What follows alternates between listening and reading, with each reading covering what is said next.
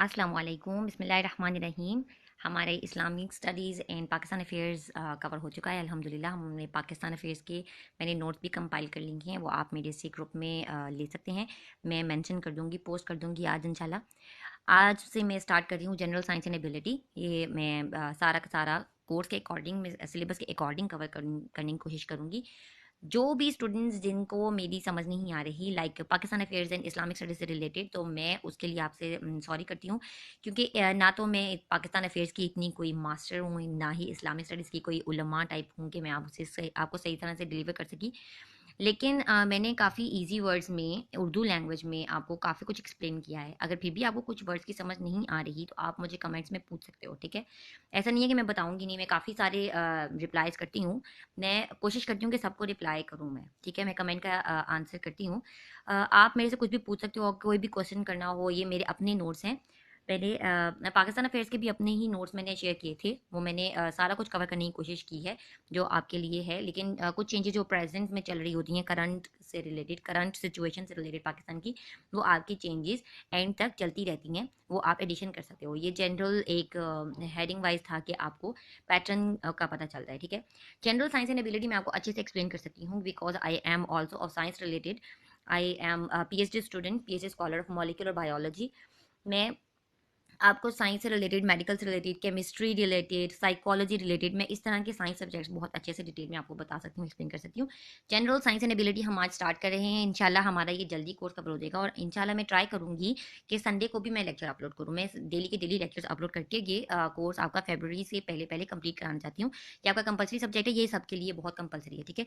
इसने general science and ability में हमें दो पेपर्स हैं, एक जनरल साइंस का है एंड एक जनरल एबिलिटी का है, ठीक है। साइंस में हमारे इसमें काफ़ी सारे सब्जेक्ट्स कवर हो जाते हैं, लाइक मैथ्स से रिलेटेड, फूड टेक्नोलॉजी से रिलेटेड, बायोलॉजी से रिलेटेड, फिजिकल साइंसेज से रिलेटेड, केमिस्ट्री आ जाती है इसमें, केमिकल बॉन्डिंग्स वगैरह सारा कुछ, ठीक है। मैं आपको बताती हूँ, इसने बहुत अच्छे से पार्ट्स में डिवाइड किया हुआ है। फिजिकल साइंसेज आ जाता है हमारे पास सबसे पहले।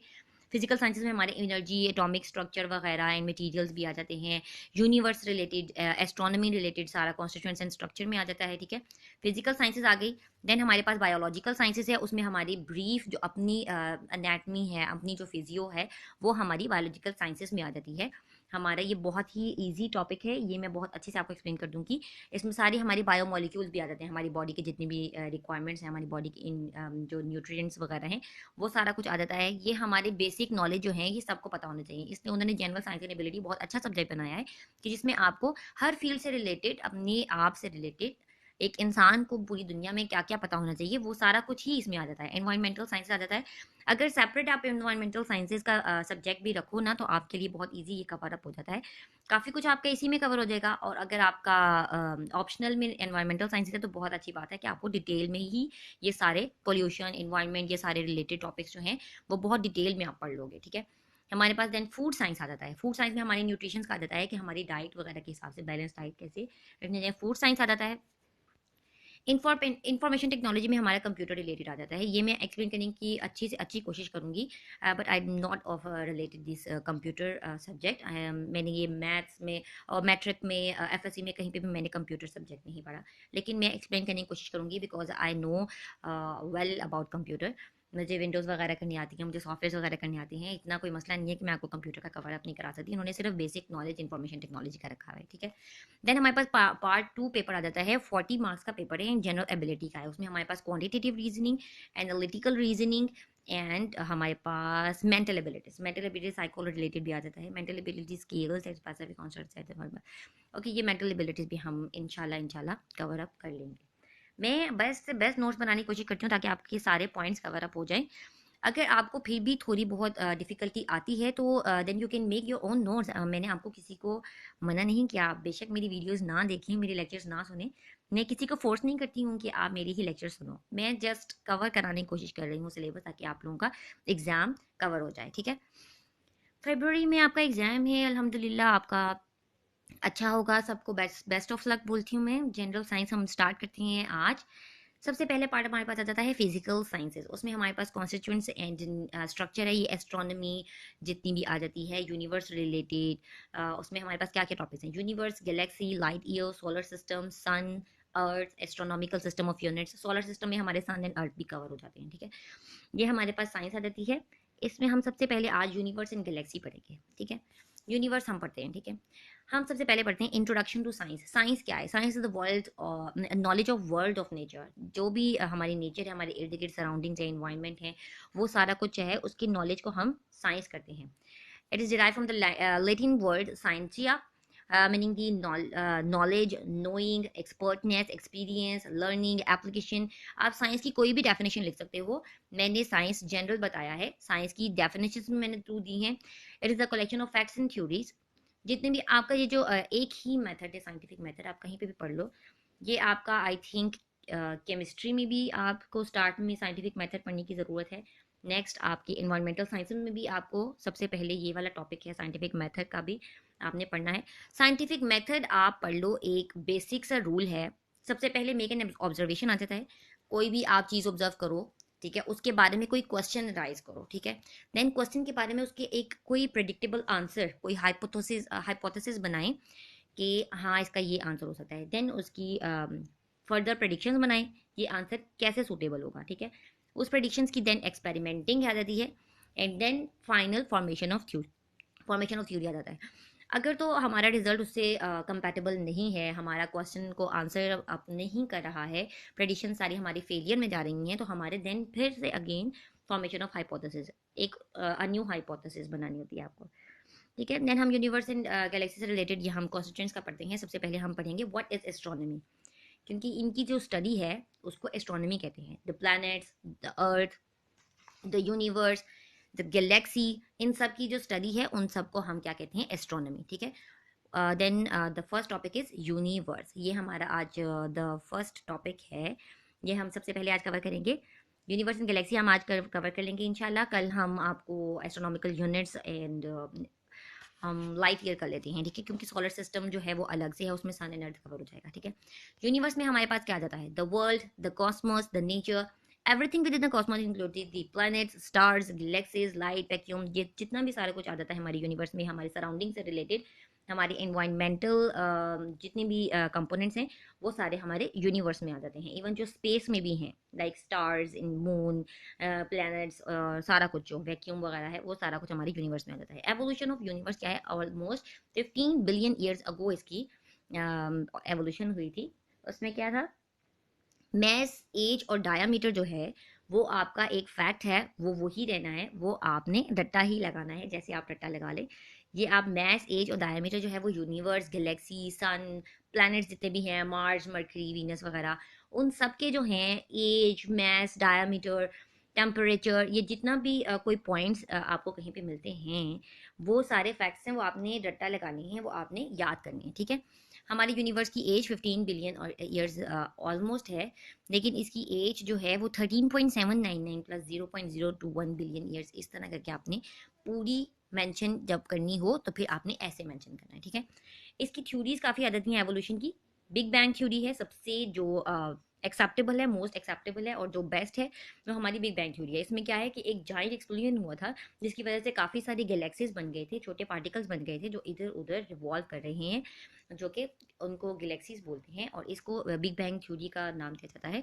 और इसमें हमने कुछ साइंटिस्ट का बताना है। जो father of big bang theory consider किया जाता है वो जॉर्ज लिमेटर था। ये जो भी आपने प्रोनाउंसिएशन करनी है वो आप कर सकती हैं, क्योंकि इनके आप लोगों को पता है कि ये बहुत ज़्यादा साइंटिस्ट के नेम इस तरह के हैं कि जो आपकी सबकी अपनी अपनी प्रोनाउंसिएशन होती है, आप गूगल से सर्च कर सकते हैं, ठीक है। The way the universe began as just a single point, एक सिंगल पॉइंट से वो एक्सपेंड हुआ एंड फिर एक्सपेंड होता रहा, स्ट्रेच होके पूरा एक्सपेंडिंग तक चला जा रहा है। लेकिन कुछ कुछ साइंटिस्ट कहते हैं कि ये जो यूनिवर्स की एक्सपेंडिंग है वो फाइनली जो है वो एंड तक आएगी, स्टॉप हो जाएगी और एक फिर से बाउंस होगा, ठीक है। एडविन हबल जो है, हबल की भी एक प्रपोजल था, वो आप बता सकते हैं। Universe is expanding, galaxies are moving away from our own at greater speed in all directions as if they have been propelled by an ancient explosive force. Galaxies जब किसी से मतलब सेपरेट होते हैं तो वो ऑपोजिट डायरेक्शन में बहुत फोर्स के साथ मूव करते हैं, ठीक है। ऑसिलेशन यूनिवर्स थ्योरी हमारे पास क्या जाती है, ये उसकी वेरिएंट है बिग बैंग थ्योरी की। ये हमारे पास सेकंड थ्योरी है ऑसिलेशन यूनिवर्स थ्योरी, इतनी आपने डिटेल में नहीं बतानी, ये बिग बैंग की वेरिएंट है। इसमें उन्होंने बताया हुआ है कि एक्सपेंशन हो रही है, देन कॉन्ट्रैक्शन होगी एंड देन एंड कोलैप्स में ही होगा, ठीक है। स्टेडी स्टेट में हमारे पास क्या आ जाता है कि हमारी कॉन्स्टेंटली एक्सपेंडिंग होती जा रही है और ये कभी ख़त्म नहीं होगी यूनिवर्स, ठीक है। ये हमारी स्टेडी स्टेट क्या आ जाता है, फैक्ट आ जाता है, ठीक है। लेकिन हमारी जो मोस्ट ऑब्जर्वेबल है वो हमारे पास बिग बैंग थ्योरी ही है, ठीक है। नेक्स्ट हमारे पास आ जाता है गैलेक्सी। गैलेक्सी क्या है, गैलेक्सी मैंने आपको बताया है जब बिग बैंग थ्योरी से रिलेटेड जब यूनिवर्स के बाउंस हुआ, जाइंट कंबस्शन हुई एंड फिर छोटे छोटे स्मॉल माइन्यूट जो गैलेक्सीज बने हैं वो सारे इन ऑल डायरेक्शंस मूविंग कर रहे हैं। अच्छा, गैलेक्सी को क्या बोलेंगे, a massive gravitationally bound system of stars, stellar eminence, interstellar medium, dust and dark matter. Galaxy में सारे पार्टिकल्स आ जाते हैं, लाइक सन के इर्द गिर्द जितने भी सारे घूम रहे हैं जो हमारे पार्टिकल्स हैं, स्टार्स हैं, रेमनेंट्स जो भी होते हैं गैलेक्सी के, रेमनेंट्स होते हैं जो बकाया पार्ट्स वगैरह जो होते हैं उनको बोलते हैं, ठीक है। अगर आपको इतनी भी समझ नहीं आ रही तो आई डोंट थिंक सो कि आप CSS में आप कवर अप कर सकते हो, इसलिए आप अपनी कुछ वोकेबलरी इम्प्रूव करो। हर वर्ड्स वगैरह को एक्सप्लेन करके लेक्चर में बताने की वजह से मेरा लेक्चर काफ़ी लेंथी हो जाता है, ठीक है। डस्ट एंड डार्क पार्टिकल्स भी हमारे जो हैं वो गैलेक्सी में आ जाते हैं, जो सारे ग्रेविटेशनल फोर्स से ही आपके इर्द गिर्द सर्कल कर रहे हैं, ठीक है। ग्रेविटेशन का तो आपको पता है, ग्रेविटी से हमारी अर्थ की भी अपनी ग्रेविटी है, जो सन के इर्द गिर्द ग्रेविटी हर एक की सेपरेट है, ठीक है। अर्थ की अलग है, मार्स वगैरह की अलग है, ठीक है। Gravitationally bound system of stars, stellar remnants, interstellar medium, dust, dark matter, ये आप गैलेक्सी का याद कर लो, ठीक है। Derived from the galaxias, this is the Greek word, इसको मिल्की वे बोला जाता है। गैलेक्सी को भी मिल्की वे एज प्रोनाउंस करते हैं, आप कहीं पे भी गैलेक्सी को भी पढ़ो तो आपका वहाँ पे मिल्की वे का भी आ सकता है, age of milky way, age of galaxy, it is the same, okay. इसकी एज हमारे पास क्या आ जाती है 13.51 बिलियन ईयर्स, और इसकी डायमीटर भी आप इसका देख सकते हैं 10⁵ लाइट ईयर्स। लाइट ईयर्स हम नेक्स्ट टॉपिक में पढ़ेंगे इंशाल्लाह। डीप स्काई ऑब्जेक्ट्स, ठीक है। डीप स्काई ऑब्जेक्ट्स जो हैं वो गैलेक्सी के स्टार सोलर सिस्टम से अलहदा भी हैं, जो कि क्लस्टर्स नेबुले आ जाते हैं। नेबुले जो हैं वो थॉमस राइट ने डिस्कवर किए थे, लेकिन उसका जो टर्म था, उसका नेम जो था वो उसने just as a cloud discover किया था, लेकिन जो इमैनुअल कैंट है उसने नाम डिस्कवर किया था। एंड्रोमेडा नेबुला जो है वो अब्दुल अब्दुल रहमान अल सूफी ने स्मॉल क्लाउड की फॉर्म में फाइंड आउट किया था।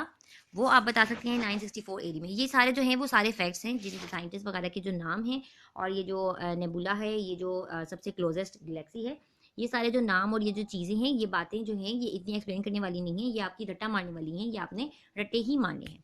कॉन्स्टेलेशन हमारे पास क्या आ जाता है, कॉन्स्टेलेशन जो होते हैं वो स्टार्स जो हैं वो इकट्ठे कंबाइन आउट करते हैं, कंबाइन करके एक कोई फॉर्म बना रहे होते हैं, कोई मिथिकल एनिमल बना रहे होते हैं, कोई पर्सन बना रहा होता है।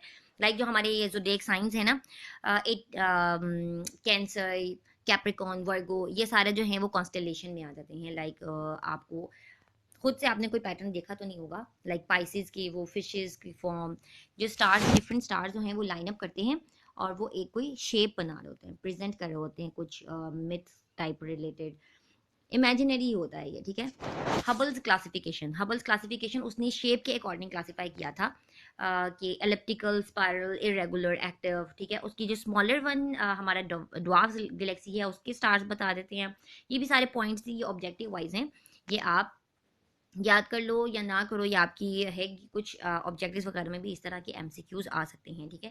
स्पाइरल जो गैलेक्सीज हैं उसका बता सकते हैं, जॉइंट वन जो है वो मोर देन 10 ट्रिलियन स्टार से कंपोज करता है, ठीक है। कॉस्मोलॉजी क्या है, cosmology is the study of nature, origin and evolution of the universe, ठीक है। ये जस्ट मैंने एक डेफिनेशन बताई है, वैसे आपने ये गैलेक्सी वगैरह में ये कवर अप नहीं करना। वैसे अगर आप बता सकते हैं कि यूनिवर्स एंड यूनिवर्स से रिलेटेड जो नेचर, ऑरिजिन एंड एवोल्यूशन की स्टडी है यूनिवर्स की, वो कॉस्मोलॉजी कहलाती है, ठीक है। ये इतना सा हमारे गैलेक्सी एंड यूनिवर्स का टॉपिक था। इंशाल्लाह हम next topic light year and astronomical system of units पे कवर कर लेंगे। अल्लाह हाफिज़।